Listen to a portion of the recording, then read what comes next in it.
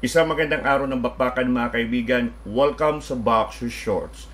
Ako po si Attorney Ed Tolentino, kasama ninyo sa inyong corner pagdating sa usapang boxing. Dito sa Boxer Shorts, hindi tayo nagpapamonetize. Handog sa inyo, diretsong opinion, hango lamang sa ating passion. At sa edisyon ngayon ng Boxer Shorts, ating pag-usapan, Trilla in Manila Part 2. Isang boxing card na ikinakasa ng ating pambansang kamao si Manny Pacquiao sa pamamagitan ng kanyang MP Promotions. Ang boxing card na ito, magiging tampok ang ilan sa mga sikat na Filipino boxers ngayon. Ang card na ito ay mangyayari October 29, 2025 dyan sa Smart Araneta Coliseum. At ito po ay isang pagbibigay pugay sa ika-50 taong anibersaryo ng orihinal na Trilla in Manila na nangyari noong October 1, 1975. Sa ating edisyon ng Boxer Shorts, pag-uusapan natin, ano ba itong original na Trilla in Manila? Bakit kailangan bigyan natin ng honor at pagpupugay ang nasabing mega boxing event na nangyari 50 years ago? On the other hand, sino-sino naman ang mga Filipino boxers na bubuo sa boxing card na Trilla in Manila Part 2? Lahat ng yan, pag-uusapan po natin dito lamang sa Boxer Shorts. At nagbabalik po ang Boxer Shorts mga kaibigan. Pag-usapan natin ang Trilla in Manila Part 2. Isang boxing card na ikinakasa ni Manny Pacquiao gamit ang kanyang MP Promotions. Ang Trilla in Manila Part 2 mangyayari October 29, 2025 sa Smart Araneta Coliseum dyan po sa Cubao, Quezon City. Tampok ng boxing card na ito ang ilan sa mga sikat na Filipino boxer ngayon. Suportado ng gobyerno ang nasabing boxing card. In fact, many are expecting a week-long celebration going to October 29. Sapagkat ang adhikain po ng boxing card na ito ay magbigay honor, i-commemorate ang ika-50th year anniversary ng original Trilla in Manila na nangyari noong October 1, 1975 sa Araneta Coliseum.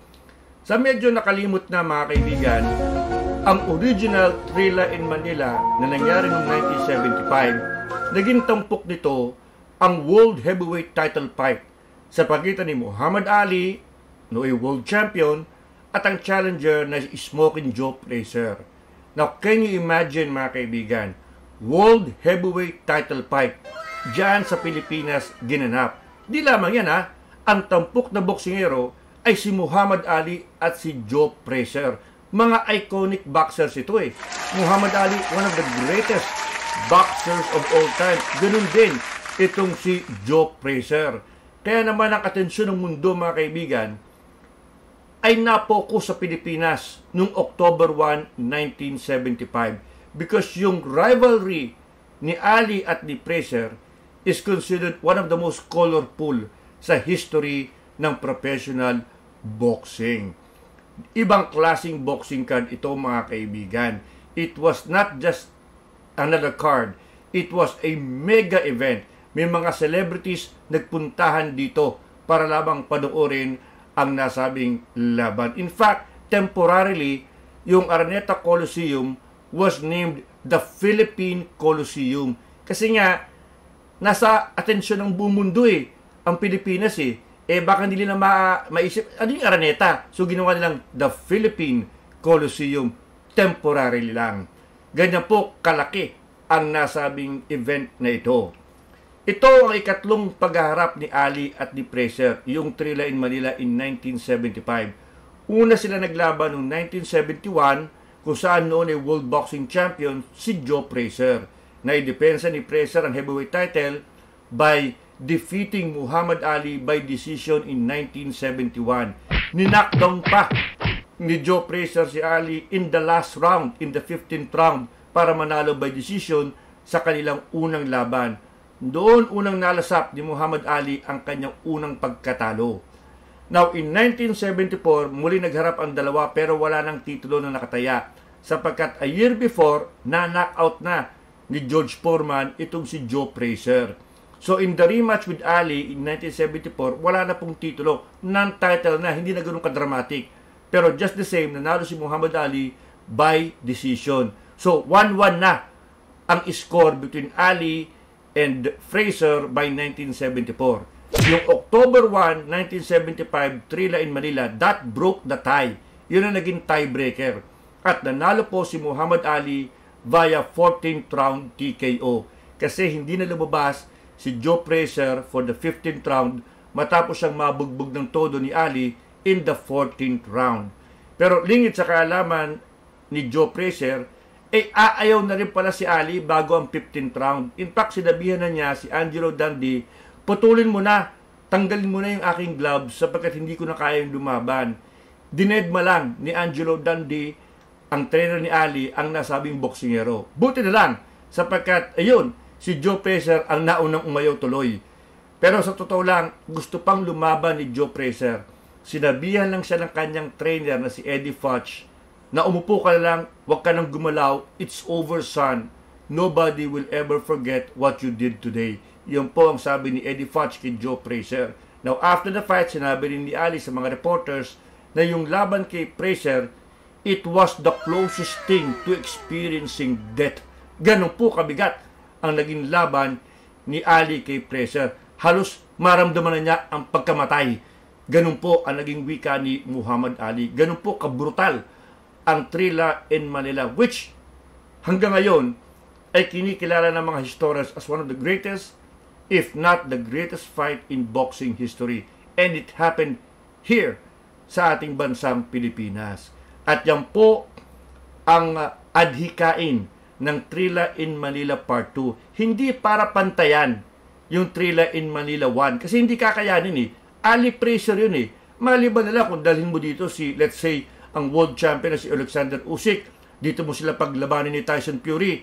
Aba yun talaga, kayang tapatan. Pero hindi po eh. Sapagkat yung Trilla in Manila Part 2, magiging tampok nito ang mga local boxer natin. Na bagamat sikat, hindi pa naman on an international level. Bagamat world champion, hindi pa ganun kasikat. Kumbaga, gumagawa pa rin lang talaga ng pangalan. So malayong malayo yung Trilla in Manila Part 2 kumpara sa Trilla in Manila Part 1. Pero sabi ko nga, ang adhikain ay i-honor lang naman. Hindi i-duplicate, hindi pantayan yung original. Gusto lang i-honor ng pangalawa yung naunang bersyon ng Trilla in Manila. So okay na sa akin yon mga kaibigan. Ang mahalaga dito, yung mga sikat na boxer natin, mapapanood natin sa isang fight card. Si WBC Strawweight Champion o Minimum Weight Champion Melvin Jerusalem, ididepensa ang kanyang title kontra sa South African challenger na si Kusi. So magandang laban yan, pero heavily favored si Melvin Jerusalem. Ang dating Olympian na si Yumir Marshall, lalaban din sapagkat siya'y pro boxer na ngayon. Si Carl James Martin, undefeated, ranked number 1 by the WBO sa Junior Featherweight Division, sasabak din. Ang dating bantamweight at Unified Junior Featherweight Champion Marlon Tapales, kasama rin po sa listahan sa nasabing boxing card. And of course, do not forget, ang ating knockout sensation sa middleweight division, si Well John Mindoro, 15 wins, no defeat, all by knockout, ay kasama rin po sa nasabing boxing card. Si Mark Magsayo, ang dating WBC Featherweight Champion, dapat sana kasama rin sa Trilla in Manila Part 2. Pero yung kanyang laban ay mangyayari later this year pa, probably in December. Na-move po to December. Importante po yung laban na yun eh. Ito ay laban para sa isang WBC Junior Lightweight Title Eliminator. So, importanteng laban ito. Kailangan din magsayo ng sapat na panahon para mag-training. Yung Trilla in Manila Part 2, October 29, September na yun, baka kapusin sa oras. In fact, cramming na nga eh. Imagine, mag-a-assemble ka ng boxing card in almost a month lang. So, kulang yan. Pero kung sino yung available na Filipino boxer, ay yun, isasalang na, isasama na para mas madaling ayusin ang Trilla in Manila Part 2. Ang ganda sana, no? Kung nandun din si John Real Casimero, kumpleto Ricardos na sana.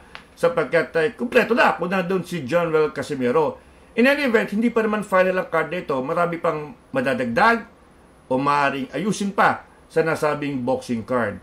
Yun nga palang apo ni Muhammad Ali, yung middleweight boxer na si Nico Ali Walsh ay most likely makakasama sa Thrilla in Manila Part 2. So ayan mga kaibigan, ang tentative lineup sa nasabing Thrilla in Manila Part 2. Yan po ikinakasapa ng ating pambansang kamao, Manny Pacquiao, sa pamamagitan ng kanyang MP promotions. So maaari may madagdag pa, maaari may babawasan pa, pero so far, iyan po ang magiging ikabuuan ng boxing card. Not bad. Not bad. It's a-okay para sa akin. Suportahan po natin sapagkat maganda eh. Lahat ng prospect natin makikita natin in one boxing card.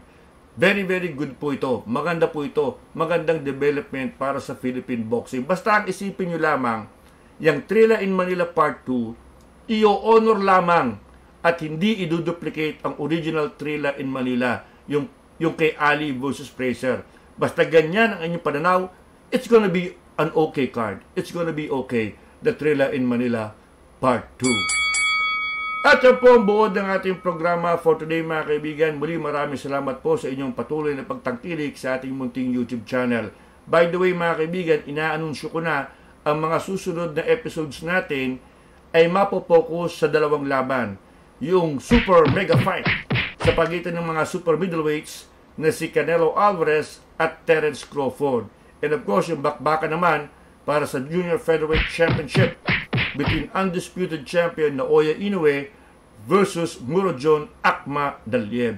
Yan dalawang laban na yan po ating i-breakdown, i-analyze sa ating mga susunod na episode. So, antabayanan po ninyo yan, mga kaibigan. So, until then, ako po si Atty. Ed Tolentino, muli nagpapaalala, walang personalan, buntalan lang.